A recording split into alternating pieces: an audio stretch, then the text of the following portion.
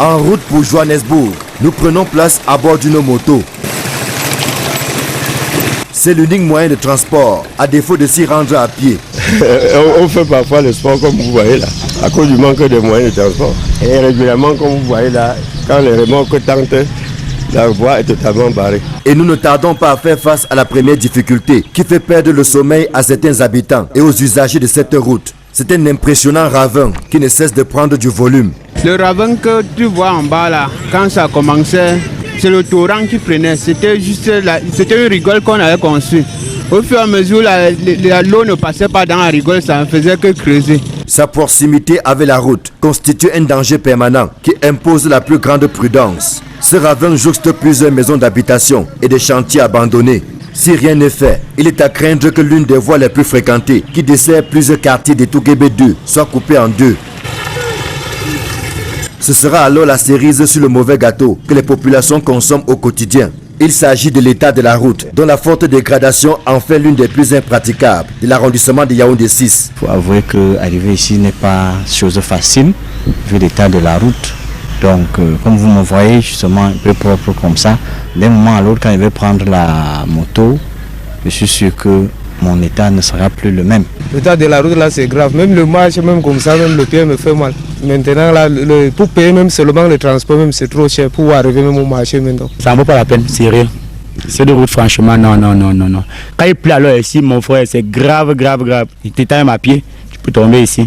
Que ce soit par Carrefour Banane ou en empruntant la bretelle qui passe par la Maïtu Mendong, les populations triment au quotidien pour partir d'un bout à l'autre. La situation déjà préoccupante en saison sèche l'est encore plus en temps de pluie, ce qui renchérit le coût du transport, puisqu'en raison du mauvais état de la route, les motos sont constamment au garage. Quittant de Carrefour Banane pour Johannesburg, oui, la moto est à 200 francs en saison sèche. 200 francs une place. En saison pluvieuse, c'est 400 francs par personne.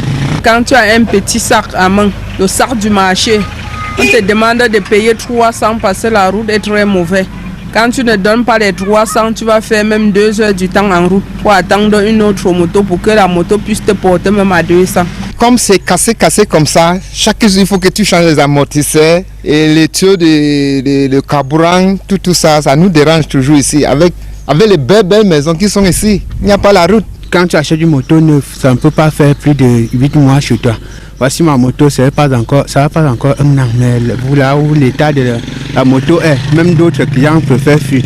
Nous-mêmes, regardez l'état, la poussière qui est sur nous, tu ne peux pas échapper à la poussière, peu importe ce que tu mets. L'état de santé, il faut 2 boîtes de lait par jour. Les quelques réalisations visant l'amélioration de la mobilité sont l'œuvre des populations, malheureusement limitées par les moyens financiers, malgré leur bonne volonté. La rue de la chefferie elle-même, elle a été construite par nos mains, par nos bras. Donc, nous avons un comité de développement qui siège une fois par mois. Et c'est dans ce comité qu'on a pu parfois trouver un peu de fonds.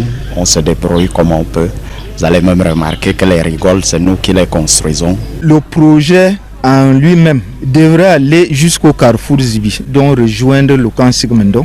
Malheureusement, la population étant pauvre, on n'a pas atteint nos objectifs. C'est même avec un grand regret du carrefour Sigmund Freud jusqu'au carrefour Zibi. C'est tout un calvaire maintenant pour qu'on y accède là. Les arrondissements de Yaoundé 6 et Yaoundé 7 sont pourtant reliés par cette route qui traverse Johannesburg. Mais il vaut mieux ne pas s'y aventurer, notamment lorsqu'il pleut, comme c'était encore le cas récemment. Quand je suis ici, là derrière Zibi, si je prends la moto pour Colbison, la moto va me demander 500 pour me laisser au carrefour. Or, si la route passait normalement, je pouvais payer 200 francs pour arriver là-bas. Et il y a un pont juste proche qu'on n'a pas encore arrangé. Quand il pleut, les voitures ne passent plus par ici. Parce que l'eau inonde. La voiture est obligée maintenant de contourner par la ville avant d'arriver à Colbison. Il y a un cours d'eau en bas qu'on appelle Mingwa qui nécessite un pont. N'ayant pas de moyens, donc elle ne continue pas elle ne traverse pas l'eau. Parce que si elle traversait l'eau, elle devait aller jusqu'en Colbison, desservir Akwandoui 2, Akwandoui 1 et le centre des handicapés.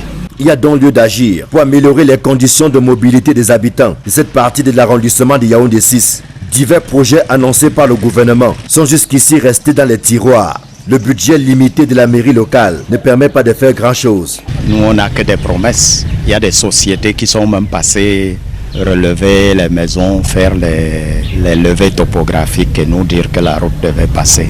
Et le calvaire se poursuit à Etougébé 2 et ses environs.